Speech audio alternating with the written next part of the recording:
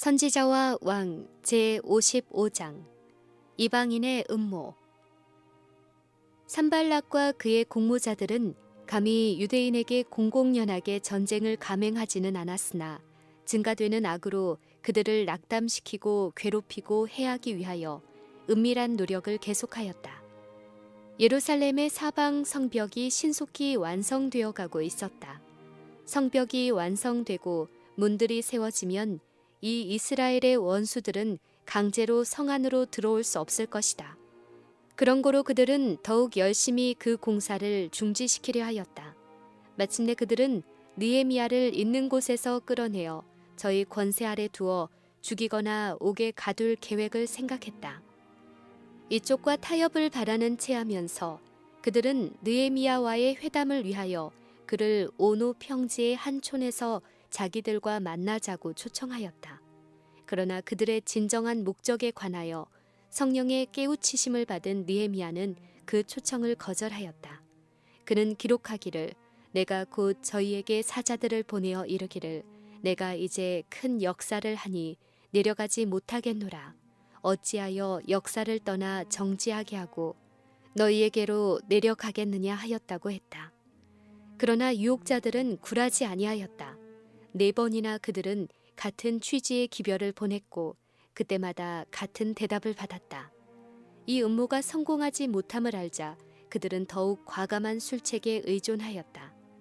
산발랏은 다음과 같이 말한 봉하지 않은 편지를 사자에게 돌려 느헤미야에게 보냈다. 이방 중에도 소문이 있고 가스무도 말하기를 내가 유다 사람들로 더불어 모반하려 하여 성을 건축한다 하나니 네가 왕이 되려 하는도다. 또 네가 선지자를 세워 예루살렘에서 너를 들어 선전하기를 유다의 왕이 있다 하게 하였으니 이 말이 왕에게 들릴지라. 그런즉 너는 이제 오라 함께 의논하자 하였다. 만일 언급된 보고가 실제로 유포되었다면 심상치 않은 일이 일어날 것이었다. 왜냐하면 그 보고가 별로 의심스러운 점이 없는 작은 일에도 노하기를 잘하는 왕에게 곧 전달될 것이기 때문이었다. 그러나 느헤미야는 그 편지가 전혀 거짓이며 그의 공포심을 일으키고 그를 올무에 밀어넣기 위하여 기록된 것임을 확신하였다. 이 결론은 그 편지를 봉하지 않고 보내어 분명히 백성들로 그 내용을 읽고 놀라 겁을 내게 하고자 함이었다는 사실로 미루어 분명해졌다. 느헤미야는 재빨리 너의 말한 바 이런 일은 없는 일이요 내 마음에서 지어낸 것이라는 회답을 보냈다. 그는 사단의 책략을 모르지 아니하였다. 그는 이 기도가 건축자들의 손을 약하게 하여 그들의 노력을 좌절시키기 위하여 이루어진 것임을 알았다. 거듭 패배하였으므로 사단은 이제 더욱 깊은 악의와 교활함으로 한층 더 교묘하게 위험한 올무를 하나님의 종에게 놓았다. 산발락과 그 동료들은 느헤미야의 친구라고 공언하는 사람들을 매수하여 악한 권면을 여호와의 말씀인 것처럼 느헤미야에게 전해주고자 하였다. 이 간악한 일에 종사한 첫째가는 사람은 일찍이 느헤미야에게 좋은 평판을 받은 스마야란 사람이었다. 이 사람은 마치 자기의 생명이 위험에 처해 있는 것처럼 두려워하면서 성소 가까이에 있는 한 방에서 두문불출하였다. 이때의 성전은 벽과 문으로 보호되었으나 성읍의 문들은 아직 세우지 아니하였다. 느헤미야의 안전에 대하여 크게 염려하노라고 공언하면서 스마야는 그에게 성전 안에서 피할 곳을 찾으라고 권고하였다. 그는 제의하기를 저희가 너를 죽이러 올 터이니 우리가 하나님의 전으로 가서 외소 안에 있고 그 문을 닫자. 저희가 필연 밤에 와서 너를 죽이리라 하였다. 만약 느헤미야가 이 반역적 권고를 따랐더라면 그는 하나님께 대한 그의 신앙을 희생하였을 것이며 백성의 눈에는 그가 비겁하고 경멸받을 사람으로 보였을 것이다.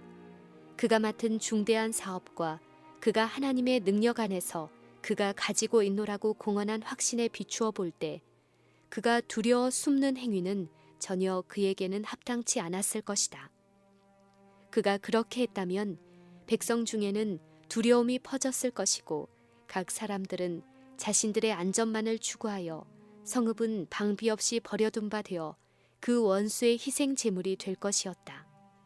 느헤미야 편에서 이와 같은 한 번의 어리석은 행동은 그가 지금까지 이룩한 모든 것을 사실상 포기하는 셈이 되었을 것이었다. 느헤미야는 그의 권고자의 참 성격과 목적을 알아차리는데 오래 걸리지 아니하였다.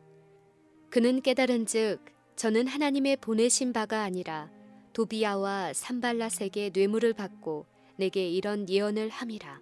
저희가 뇌물을 준 까닭은 나를 두렵게 하고 이렇게 함으로 범죄하게 하고 악한 말을 지어 나를 비방하려 함이었느니라고 말하였다. 스마야가 한 파렴치한 권고는 느헤미야의 친구임을 공언하면서 은근히 그의 원수들과 동맹한 명성이 높은 몇 사람의 지지를 얻었다. 그러나 그들이 올무를 놓은 것이 아무 소용이 없었다. 느헤미야의 대담한 대답은 다음과 같았다. 나 같은 자가 어찌 도망하며 나 같은 몸이면 누가 외소에 들어가서 생명을 보존하겠느냐. 나는 들어가지 않겠노라. 원수들의 공공연한 음모와 은밀한 음모에도 불구하고 건축 공사는 꾸준히 진전되어 느헤미야가 예루살렘에 도착한 지 2달이 못 되어 성읍은 방벽으로 둘렸고 건축자들이 성벽 위를 거닐면서 패배에서 놀란 원수들을 내려다볼 수 있었다. 느헤미야는 우리 모든 대적과 사면 이방 사람들이 이를 듣고 다 두려워하여 스스로 낙담하였으니 이는 이 역사를 우리 하나님이 이루신 것을 알민이라고 기록한다. 그러나 여호와의 손길이 지배하시는 이 같은 증거도 이스라엘 사람들 가운데 있는 불만과 반역과 불신 행위를 제어하기에 넉넉지 아니하였다. 유다의 귀인들이 여러 번 도비야에게 편지하였고 도비야의 편지도 저희에게 이르렀으니 도비야는 스가냐의 사위가 되었고 유다에서 저와 동맹한 자가 많음이라. 여기에 우상 숭배자들과의 자폰의 악한 결과가 보인다. 한 유다 가정이 하나님의 원수들과 관계를 맺었었고 이 관계는 올무가 된다는 것이 판명되었다. 다른 많은 가정들도 동일하게 행하였다. 이들은 이스라엘 백성들과 함께 애굽에서 올라온 잡족들처럼 항상 사고의 근원이었다. 그들은 하나님께 봉사하는 데 성심성의껏 하지 아니하였고 하나님의 사업이 희생을 요구할 때에 협력과 지지에 대한 그들의 엄숙한 서약도 쉽게 깨트렸다. 유대인을 해하려고 음모를 꾸미는 일에 선두에 섰던 어떤 이들이 이제 그들과 우호 관계를 맺고 싶다고 공언하였다.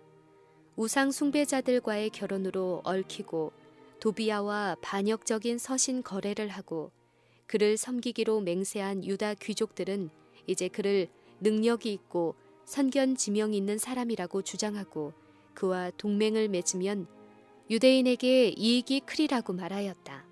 동시에 그들은 느헤미야의 계획과 움직임을 도비야에게 누설하였다. 그리하여 하나님의 백성의 사업은 원수들의 공격에 노출되었고 느헤미야의 말과 행동을 곡해하고 그의 사업을 방해할 기회를 주었다.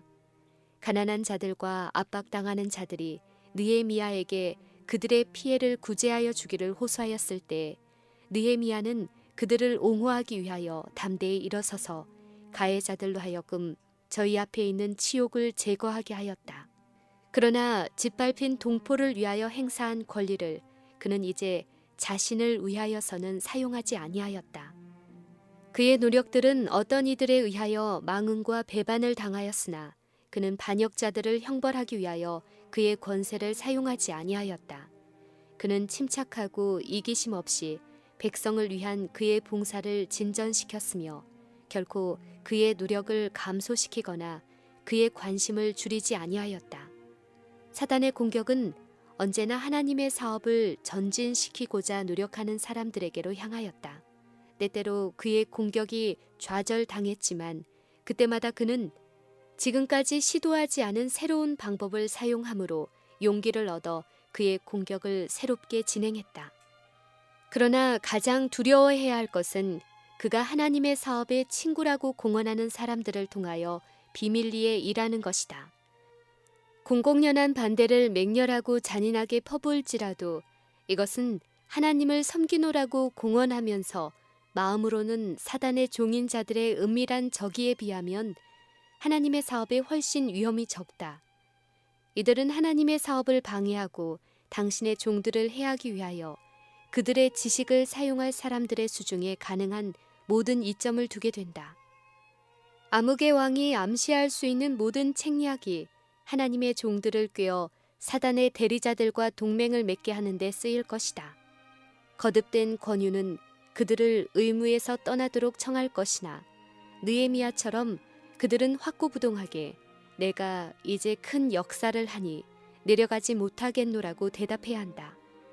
하나님의 교역자들은 그들의 노력이 그들을 해하려고 만들어낸 거짓과 악의를 반박하도록 버려두고 그들의 사업을 안전히 계속 추진해 나갈 수 있다.